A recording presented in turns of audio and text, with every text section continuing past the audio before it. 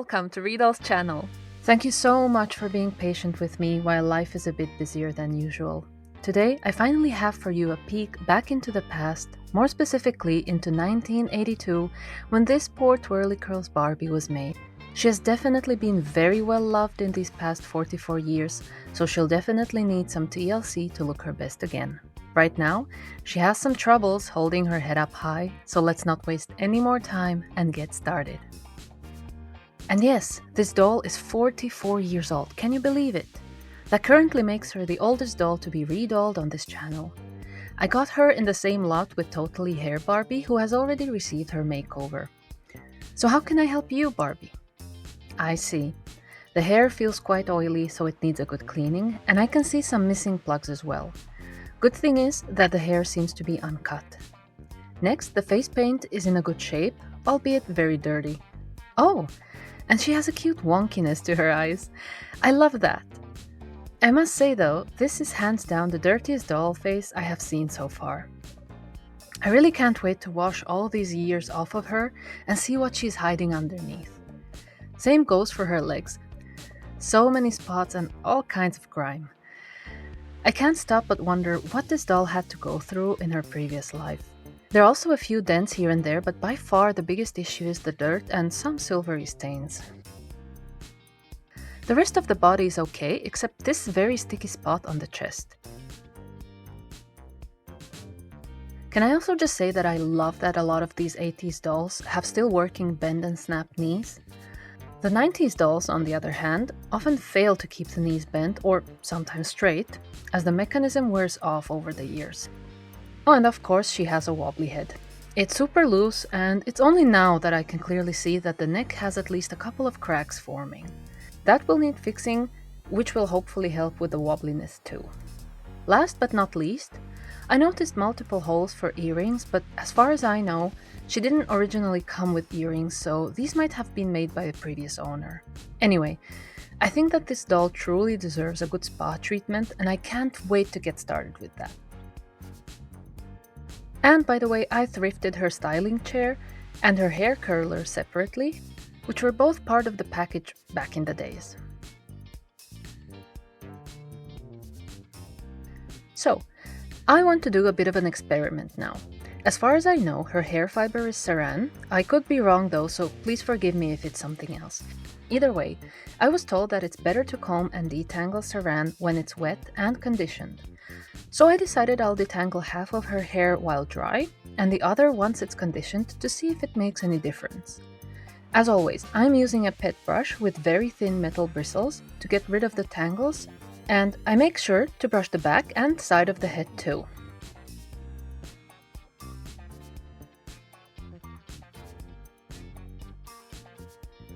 Alrighty, now you can see that half of the hair is pre-brushed and the other half is left as is, and at this point we can finally proceed to the spa.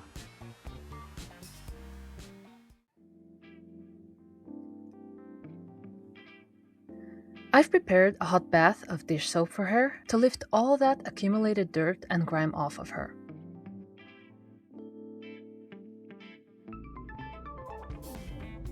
The hair is resisting the water a bit, maybe because it feels so oily, so it just needs a bit of help. Then I let her soak for a bit. She does seem excited about the bath, doesn't she? Okay, soak time is up, which means we need to give her a thorough but gentle scrub with a sponge. I added a couple more drops of dish soap to it, just to make sure we get rid of all the nasties. I tried to avoid using the rough side though, as it actually managed to scratch arms and legs of some of my dolls, and it could potentially scratch off the face paint as well. Since she was extra dirty, I'll also scrub the entire doll with baking soda, which is really effective at giving a super clean feel to these old dolls.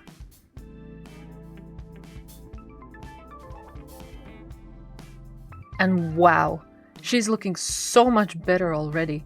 The legs seem to be clean too, although I'm noticing some slight discoloration of the vinyl that wasn't apparent before.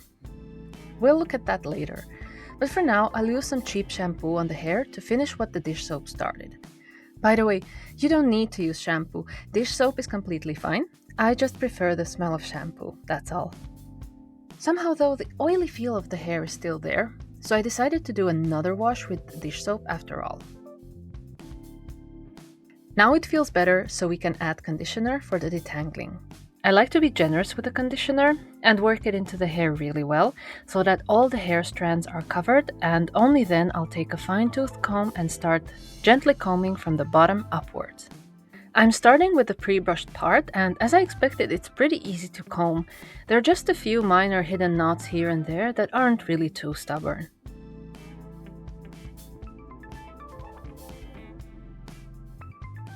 Now I'll comb the part that hasn't yet been combed before.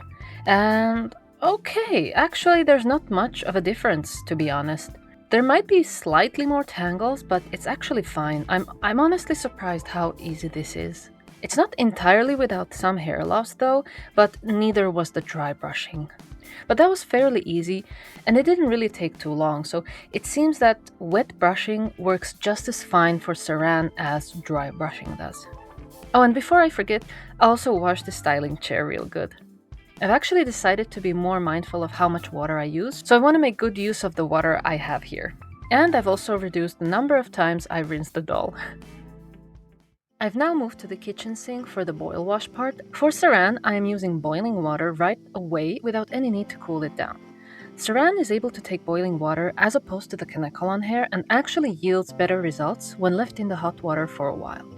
So I'm going to leave her in for about 15 to 20 minutes.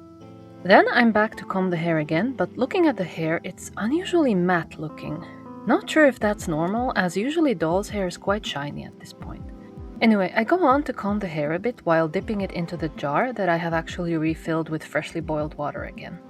It's relatively easy to comb through the hair, but I'll be honest, it has an unusual feel to it that I can't quite describe. Now I finally rinsed the doll in cold water to get rid of all of the soap and conditioner and to cool the hair down a bit. I'm still not convinced by the matte look of the hair though, but let's see about that later. The next day the hair is completely dry and it looks 100 times better than what we started with. Now that it's dry, it's actually also noticeably shinier than before, so that's a relief.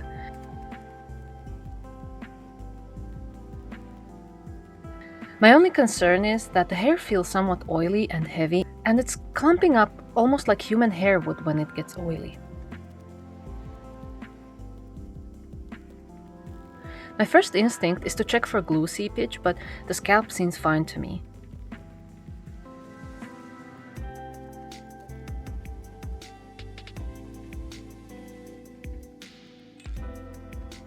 Plus, as far as I can tell, the inside of the head has no glue at all. It's just the hair itself, and the worst part is the one at the back of the head where the clumping is most severe. The only thing I can think of is to wash the hair again with dish soap.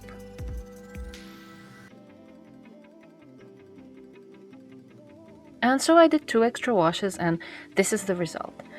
It's better, but still the greasy feel is not entirely gone. I therefore decided to Google this issue, and believe it or not, I found a Reddit post that dealt with the exact same issue on an 80s Barbie. I will link this post in the description and comment sections below, but the solution was to use a strong soap concentrate, such as this product called Mäntysuopa in Finnish. It's supposedly an ecological but very strong degreasing cleaner based on pine oil. Honestly, it's not the first time I've heard about using an oil-based product to remove a stubborn, oily residue, so it sounds feasible. There are instructions for regular cleaning, but I think I'll prepare a much stronger solution here. So this is a 15 to 30% strong soap concentrate, but I'm not entirely sure what would be the equivalent for this in the US. I think the Reddit post mentioned some alternatives, so I definitely encourage you to check it out if you've been in a similar situation with your dolls. I'm going to do an approximately 50-50 mixture of the soap concentrate and hot water.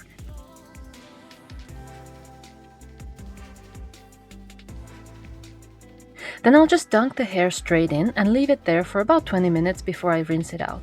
At the same time, I had an idea to try and soak the curler in a mixture of water and denture tablets to see if I can minimize the yellowing. Since the curler doesn't use batteries, I assumed that soaking it should be okay.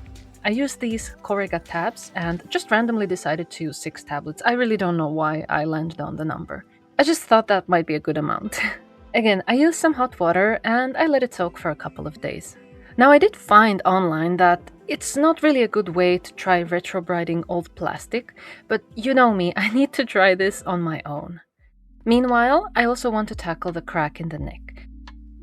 At the same time, I'll try doing something about a crack also in the bottom of this chair. I'm not too hopeful though, as it's in a place where a lot of force is applied if you want to suction the chair to some surface. I've decided to use an acrylic nail kit, and I happen to find this one from Kiss. Specifically, I'll need the acrylic powder and the acrylic liquid. Oh, and I'll need a brush too. Now, if you've never worked with this, please know that it really stinks, so make sure you use it in a well-ventilated place. I use this piece of a straw to take just a small amount of the liquid to make sure I don't waste much of it. Then I'll prepare the powder and soak the brush in the liquid. When dipping the soaked brush into the powder, it should immediately start forming a little ball of this acrylic paste-like mixture that I can then apply directly over the cracks on the doll's neck. I then use the brush and the acrylic liquid to smooth the mixture out until it forms this uniform layer. I will do the same with the crack on the chair, although my guess is that it might not be enough, but I want to try anyway. And then I will wait for both of them to dry, at least for a few hours or even overnight. I'm actually back the next day, and I tried to suction the chair to the table off camera, and as I thought, the acrylic mixture didn't really hold and it detached from one half of the crack. It's especially visible here on the inside, so I'll just scrape it off and see if I can find a better working solution.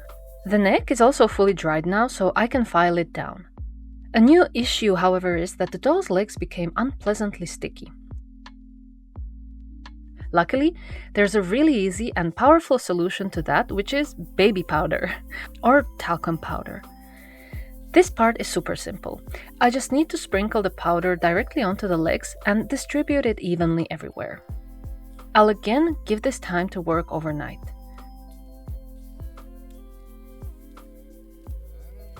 Another day later, it's time to wash the powder off. Next to me, you can probably see the second soaking of the doll hair in the soap solution. Now, we just need to dry the legs. And here's the result. I'm not sure how well you can tell just from the video, but the sticky feeling is completely gone and the legs are super smooth. But now, back to the filing down of the neck. Here, I'll just use nail files of different coarseness. On this one here, the pink part is a smoother file, while the yellow part is for polishing. As the first step, I will use a slightly coarser file to give a rough shape to the acrylic part. After this step, the clear acrylic turns a bit cloudy, which is normal. Now that the shape is roughly there where I want it, I switch to the smoother file to mostly smoothen out the edges and make it blend together a bit more. As the last step, I'll use the polishing file to bring out the shine and get rid of the cloudy look of the acrylic. Here it's really easy to scratch up the plastic with the nail file, so it's important to keep the file from rubbing at the areas that are easily visible on the doll. The parts that will be hidden when the head is back on don't really concern me as much. I'm back at the kitchen sink with the curler and the second soaking of the hair. The curler seems to be looking a tad less yellow, however, I think this wasn't a good idea after all. The top part of the liquid is okay, but at the bottom there's this weird dark substance that almost looks like rust.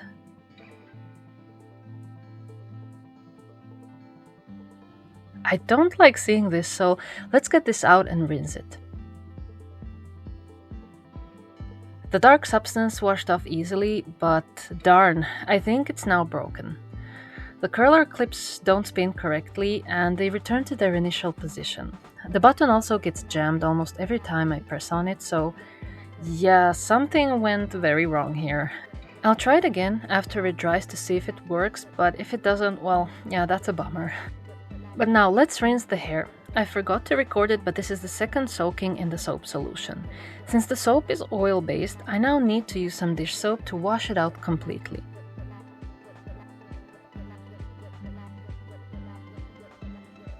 And since I've rubbed the hair so much, I decided to give her another boil wash to smooth out the hair fibers.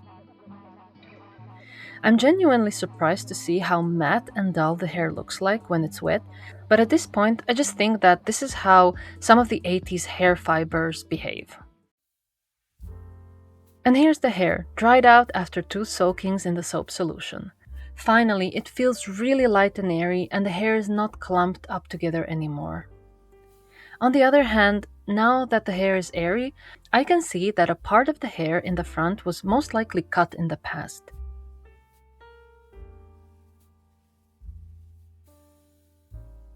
There's not much that can be done with it, so I'll just cut it off and remove the short hairs using tweezers. This is how the head looks like now, and we can see that we will need to fill in some missing plugs. So, let's find some suitable blonde saran. I have a couple of hanks here from the Azor shop in Tokyo. And I also have some saran from Doe Deer Wonderland, who, by the way, also does incredible vintage doll restorations here on YouTube. I really recommend you check them out. The shades of the Japanese saran are close, but neither of them really fits that well for some reason. Not sure about this saran, but it might be the best fit. And yeah, besides the slight difference in shade, it actually seems to be a good match, so I'll use this one. Now, when I reroot dolls, I like to wet the hair entirely, as I find it's much easier to work with that way. Since this is not a full reroot, I'll just take a part of this hank. Now it's time to spray it with some clean water, and I like to gently tap on the hair to get the water everywhere. I will also cut the hank in half, as that should be plenty for this doll's hair length. There are multiple ways to reroot dolls, and I like to use the knot method. You can use a reroot tool and secure the hair with glue, but I prefer not using any glue myself. So for this method, I tie a simple knot in the middle of the hair strand and just make sure the knot is nice and tight.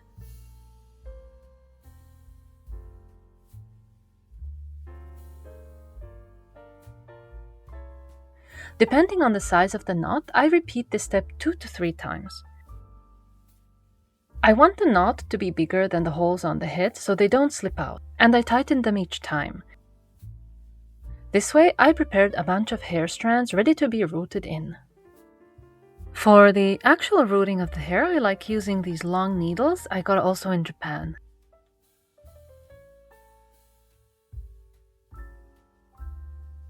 There's this thick hair clump at the back of her head, so that's going to be my starting point.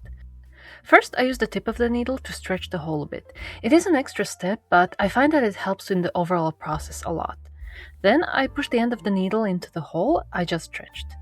Now that the needle is through, I pass a loop of thread through the eye here, and this will help me get the hair strand into the needle. So I pull the hair strand through the loop, and then pull the thread out, and we got our hair strand in there. I now hold the hair strand down with my finger to have more control of the process and pull the other end through the head. Sometimes I struggle a bit, like now, so here I'm wrapping the hair strand around my finger to keep it steady, and as you can see, the change of angle already allows the hair strand to pass much easier. Sometimes just this tiny change can help if the hair strand feels stuck and it doesn't want to move. But here's our first hair plug in. Now I'll do the same thing in the adjacent hole. So this one hair strand fills up 2 adjacent holes in the head.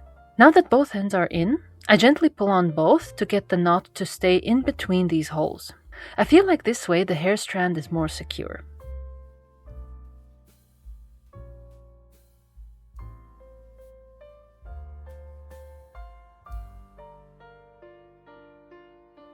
And like that, we have our first 2 plugs filled. Here's a bit of progress after a couple of more plugs. And here's the head, now entirely filled up. There definitely is a slight color difference between the old and new hair, but I think it will blend in better later. At this point, there should not be any empty plugs left. The last thing I have to do is to fix her hair parting, which needs to be re-thatched.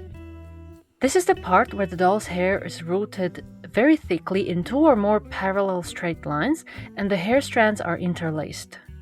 To fix this, I'll need to interlace the individual hair strands by taking a small section of a single hair strand from one side and bringing it over to the other side. Then I'll take roughly an equal section from the other side and bring it over to the opposite side.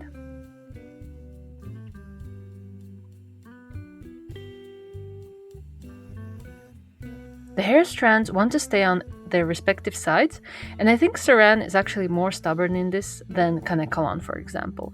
So I find that clipping the strands I already placed over to the other side helps.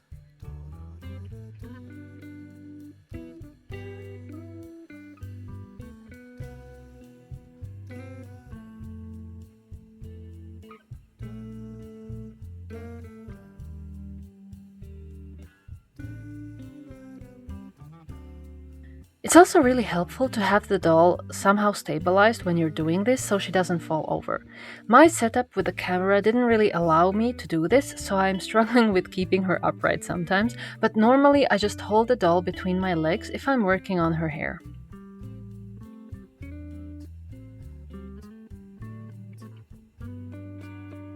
Here's how it looks after about 10 minutes. I'm almost halfway done.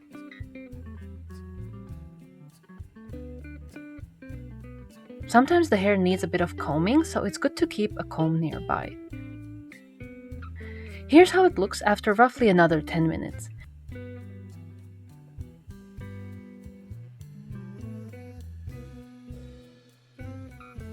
And finally, after almost 10 more minutes, we have the parting re-thatched.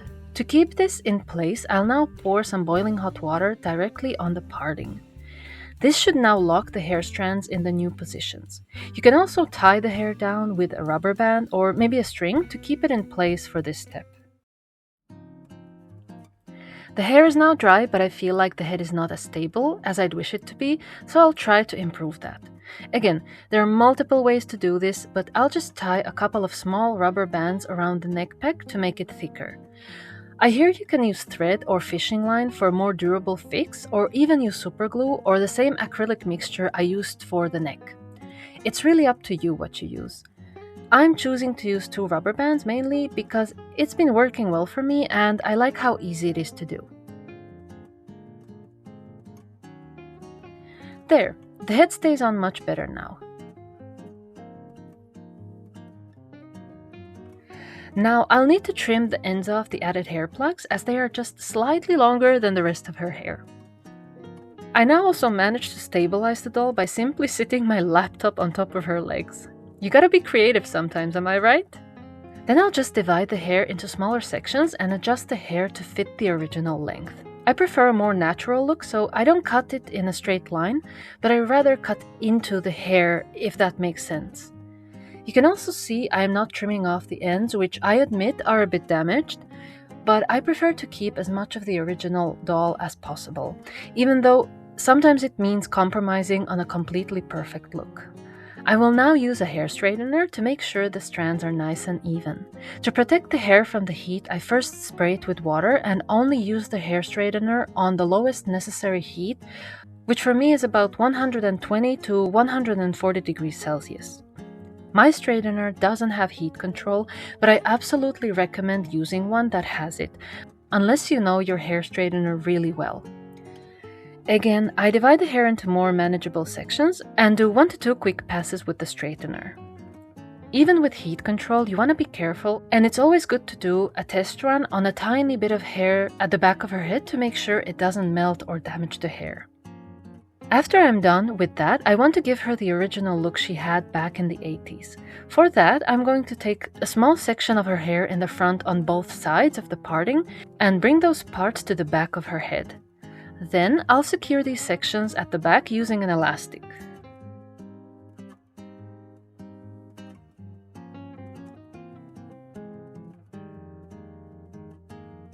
The rest of her hair was in twist braids originally, but for now I'll just leave it as it is. Alright, now for the last thing, which is her outfit. It was in a larger lot of Barbie clothes I bought online for cheap, but the skirt needs a bit of fixing. The silver belt is starting to peel off, and the best thing would probably be to just replace it entirely. But I'll try if I can use some fabric glue to get the peeled off bits to stay in place. It took me a couple of rounds to get this to work, as the peeling parts also started to curl up a bit, so they wouldn't want to stay down. Eventually, by applying thin layers of the glue and pressing the belt with my fingers, I got it to stick. I'll be honest, this is more of a quick hack than a proper long-term fix because I'm sure this wouldn't survive, let's say, even a gentle wash. But since I will be keeping the doll and I will only display her, I am okay with this kind of a fast fix. Despite all the setbacks I had, I am now so excited to show you how she turned out. I almost can't believe how well she cleaned up and how lovely she is now. Remember how she started out? With dirt all over her face and the oily clumped up hair? This is the same doll, but this is what a bit of a spa treatment does.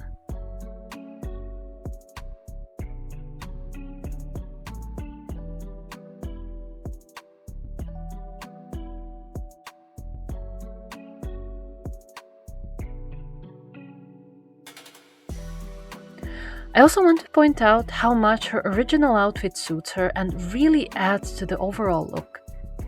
This is something I have been often missing with some modern Barbie dolls, where sometimes the outfit outshines the doll herself.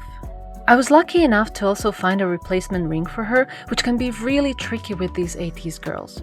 And of course, she also got the iconic 80s mules, which again just accentuate her look. Now, one more thing that I want to do is to give one last try to see if the hair curler works. Let's also put her own chair into use, which, by the way, if you want it to stick better to surfaces, a tiny drop of water on the suction cup can go a long way. So let me insert a couple of hair strands in these clips and see if we can get the hair twisted. Yep, that's not working. What a shame. I'll have to see if I can fix this somehow since I broke it, but I haven't been able to open it up yet. But now, to make her look true to her name, I'm going to give her a couple of twist braids myself. Take 2 hair strands you will want to braid. Twist each strand individually to the same side. So in this case, I'm twisting them away from the camera. Once you have that, you can now twist these 2 strands to the opposite direction. This twisting of the strands in opposing directions is what keeps the braid from untwisting itself and falling apart, if that makes sense. Let's do one more. This time, I'm twisting the individual strands towards the camera and twisting them together away from the camera. That's the key. Twist them in the same direction individually and then twist them together to the opposite direction.